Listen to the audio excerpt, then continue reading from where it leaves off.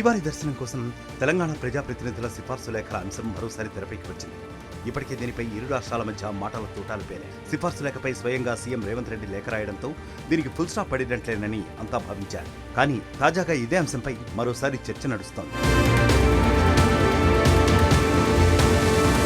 తెలంగాణ సిఫార్సు లేఖలపై దేవాదాయ శాఖ మంత్రి కొండా సురేఖ ఏపీ సీఎం చంద్రబాబుకు లేఖ రాశారు. శ్రీవారి దర్శనం కోసం తెలంగాణ ప్రజాప్రతినిధుల సిఫార్సు లేఖలను అనుమతించే విషయంలో టీటీడీ అధికారులు నిర్లక్ష్యంగా వ్యవహరిస్తున్నారని ముఖ్యమంత్రి దృష్టికి తీసుకెళ్లారు. సిఫార్సు లేఖలపై ఇటీవలే ఏపీ ప్రభుత్వం సానుకూల నిర్ణయం తీసుకున్నందుకు ధన్యవాదాలు తెలిపారు కొండా సురేఖ. కానీ సీఎం ఆదేశాలను టీటీడీ అధికారులు పట్టించుకోకుండా బేఖాతరు చేస్తున్నారని ఆరోపించారు.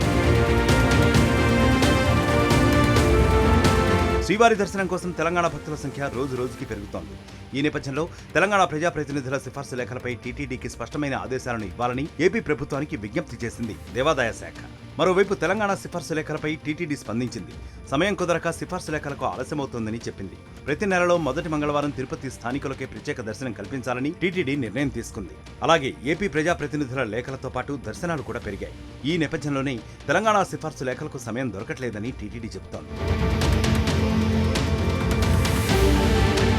గతంలో టీటీడీలో రాజకీయాలు మాట్లాడుతున్నారన్న నేపథ్యంలో తెలంగాణ సిఫార్సు లేఖలను నిషేధించింది టీటీడీ. దీనిపై అప్పట్లో పెద్ద చర్చ జరిగింది. టీటీడీ అధికారుల తీరుపై తెలంగాణ ప్రజాప్రతినిధులు బాహాటంగానే విమర్శలు చేశారు. ఆఖరికి ముఖ్యమంత్రి జోక్యం చేసుకునేంతలా ఈ అంశం మారింది. తెలంగాణ సిఫార్సు లేఖలను అనుమతించాలని స్వయంగా ముఖ్యమంత్రి రేవంత్ రెడ్డి ఏపీ సీఎం చంద్రబాబుకు లేఖ రాశారు. దీంతో తెలంగాణ ప్రజాప్రతినిధుల సిఫార్సు లేఖలకు అనుమతి ఇస్తున్నామంటూ చంద్రబాబు ప్రత్యుత్తరం కూడా రాశారు.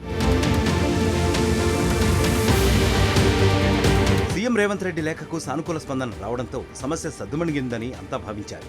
కానీ ఇప్పుడు ఈ అంశంపై మరోసారి చర్చ నడుస్తోంది.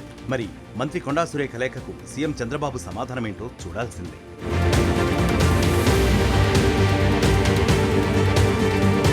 మరిన్ని వీడియోస్ కోసం ఛానల్ ని సబ్స్క్రైబ్ చేయండి. లేటెస్ట్ అప్డేట్స్ కోసం వాట్సాప్ ఛానల్ ని ఫాలో అవ్వండి. ఆ లింక్ డిస్క్రిప్షన్ లో ఉంది.